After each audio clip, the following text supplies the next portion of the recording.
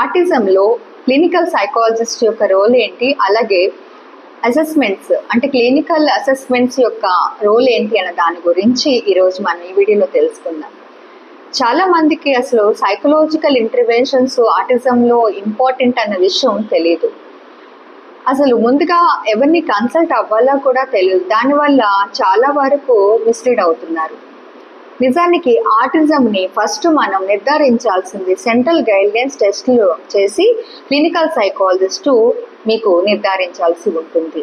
అయితే ఈ clinical psychologist అన్న వాళ్ళకి ఆర్సీ లైసెన్స్ కంపల్సరీ, అంటే రిహాబిలిటేషన్ కౌన్సిల్ ఆఫ్ ఇండియా నుంచి వాళ్ళు లైసెన్స్ పొంది ఉండాల్సి ఉంటుంది.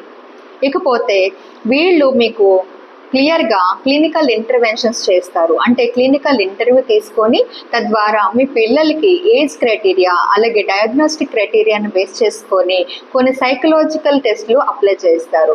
ఇవి కూడా సెంట్రల్ గైడ్లైన్స్ని అనుసరించి చేయడం జరుగుతుంది.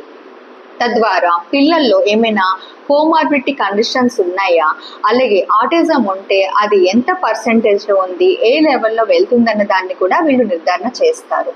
అయితే ఈ రిపోర్ట్స్ ఎందుకు ఇది అంత ఇంపార్టెంట్ ఏంటి అంటే, మనం ఫర్దర్ తీసుకోవాల్సిన మెడికల్ మేనేజ్మెంట్కి అవ్వచ్చు, థెరపీస్కి అవ్వచ్చు, ఈ రిపోర్ట్స్ చాలా చాలా అవసరం. అయితే మనము ఆటిజం లక్షణాలను గుర్తించిన తర్వాత అలాగే డయాగ్నోసిస్ పెట్టిన తర్వాత ఎలాంటి ట్రీట్మెంట్స్ తీసుకోవాలి, అసలు ఎవరి దగ్గర ట్రీట్మెంట్స్ తీసుకోవాలి, ఏ సెంటర్ పడితే ఆ సెంటర్కి వెళ్ళొచ్చా అన్న దాని గురించి మనం ఫర్దర్ వీడియోలో డిస్కషన్ చేద్దాం. అంతవరకు సెలవు. నమస్తే.